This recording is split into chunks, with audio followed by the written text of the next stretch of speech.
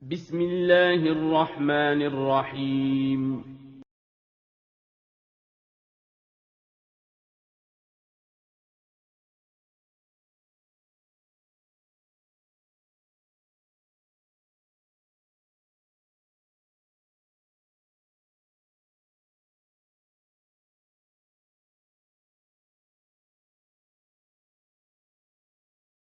Bismillahirrahmanirrahim.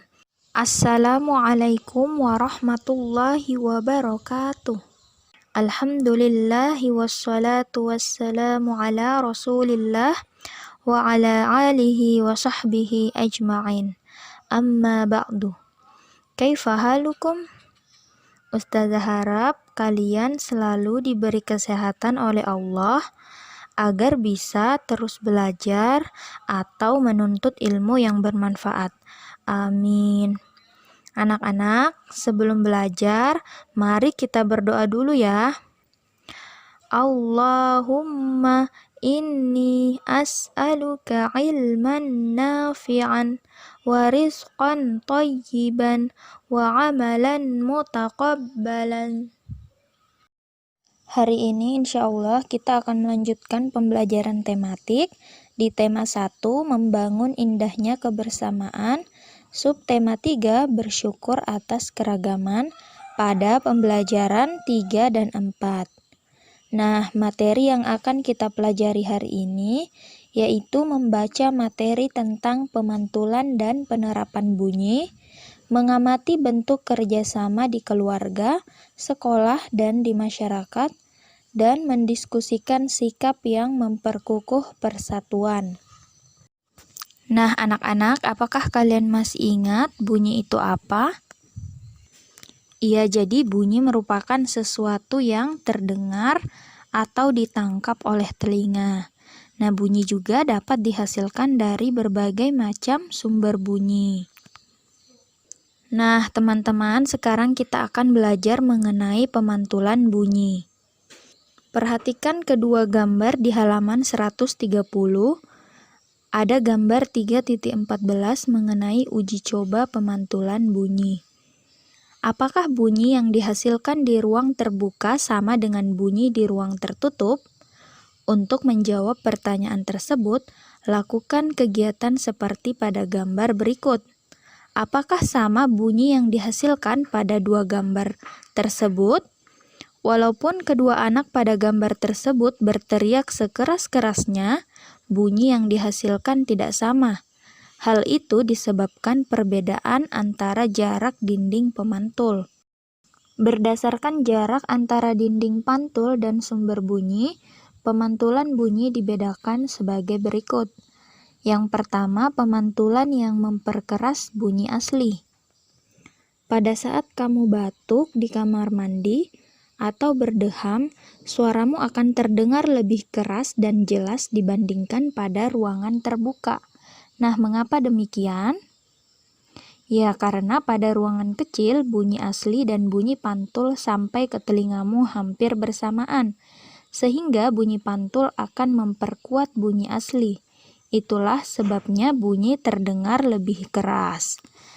Nah, jadi tadi pada gambar 3.14 ada uji coba pemantulan bunyi. Nah, ada pertanyaan, apakah bunyi yang dihasilkan di ruang terbuka sama dengan bunyi di ruang tertutup? Nah, jadi anak-anak, bunyi yang dihasilkan pada ruang terbuka dan bunyi yang dihasilkan pada ruang tertutup ini berbeda. Ya, jadi bunyi pada ruang tertutup akan terdengar lebih jelas dibandingkan bunyi pada ruang terbuka.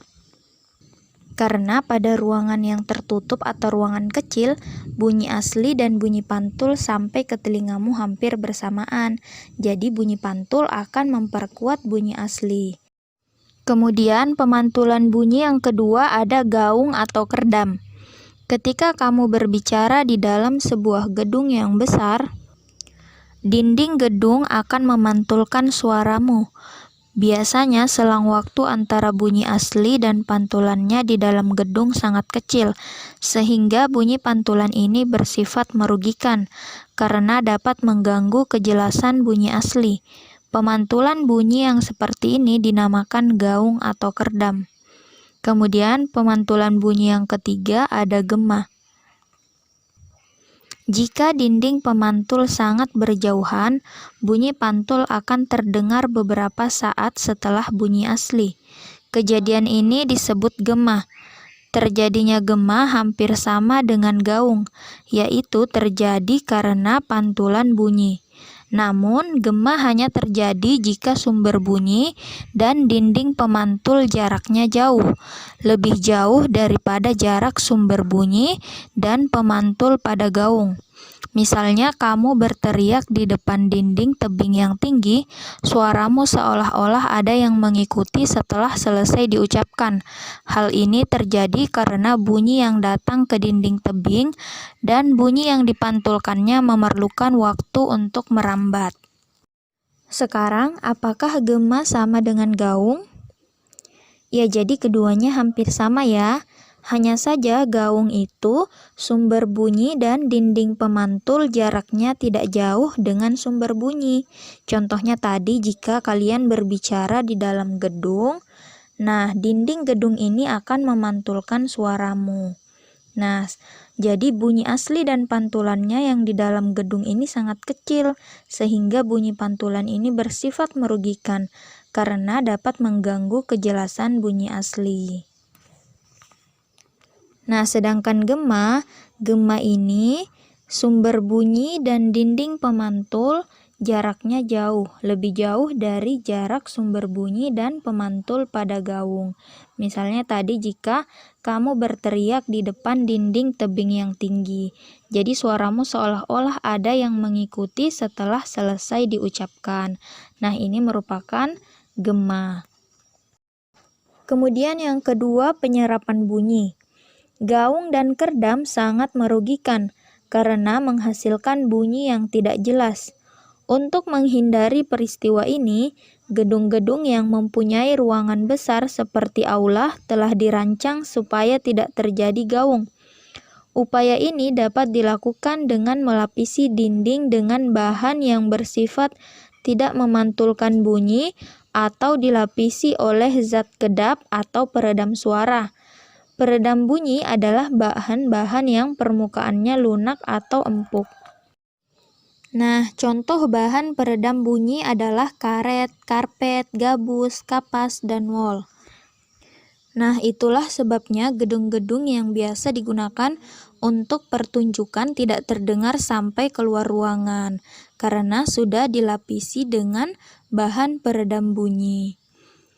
Ruangan yang tidak menghasilkan gaung sering disebut ruangan yang mempunyai akustik bagus. Selain melapisi dinding dengan zat kedap suara, struktur bangunannya pun dibuat khusus. Dinding dan langit-langit ini tidak dibuat rata, tetapi ada bagian yang cembung. Hal ini dimaksudkan agar bunyi yang mengenai dinding tersebut dipantulkan tidak teratur, sehingga pada akhirnya gelombang pantul ini tidak dapat terdengar.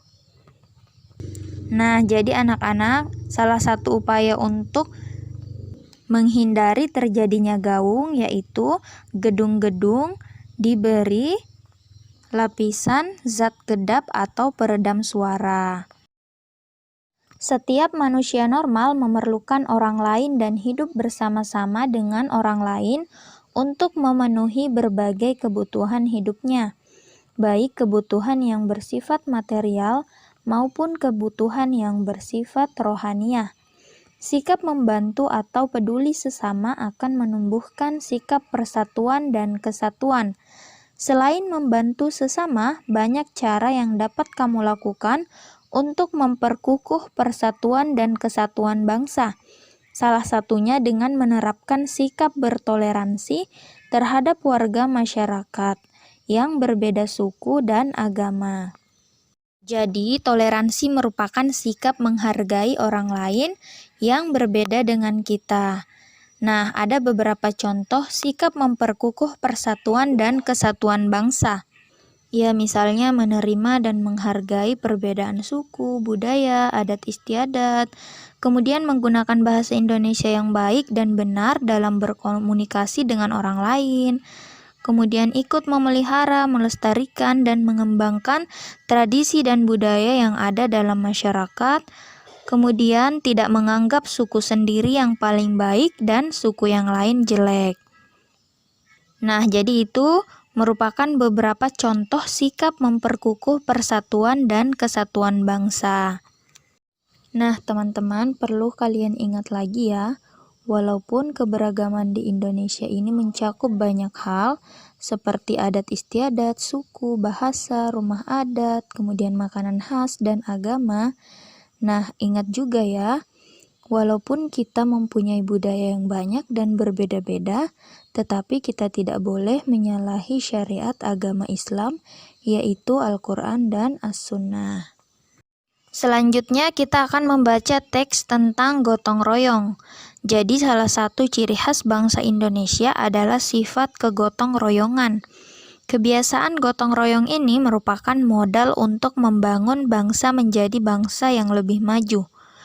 Pada saat ini, kebiasaan gotong royong masih sering dilakukan masyarakat di pedesaan.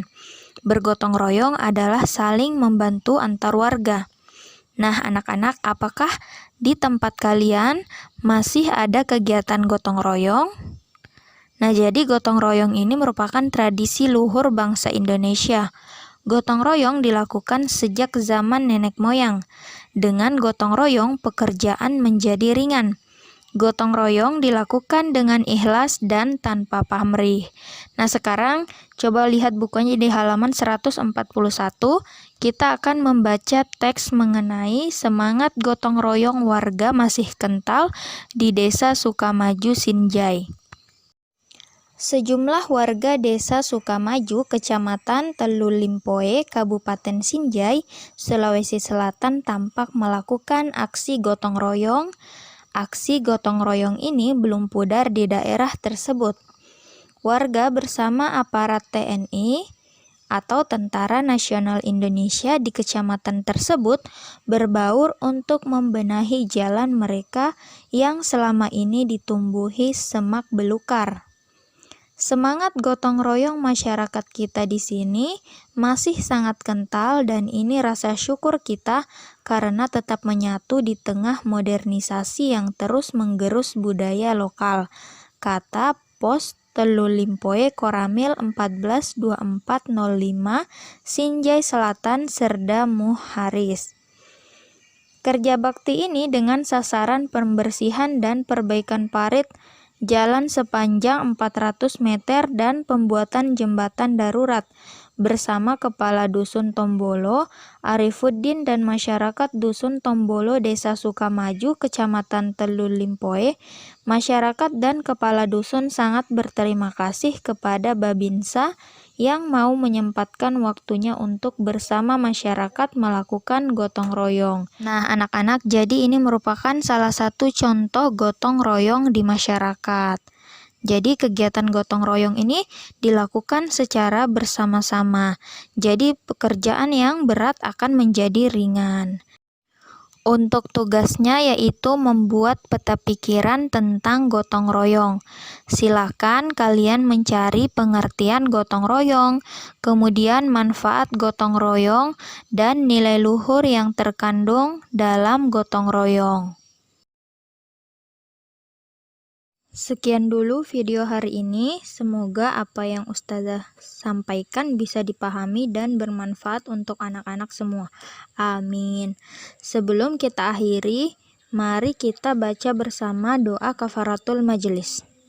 Subhanakallahumma wa bihamdik asyhadu an la ilaha illa anta astaghfiruka wa atubu ilaik.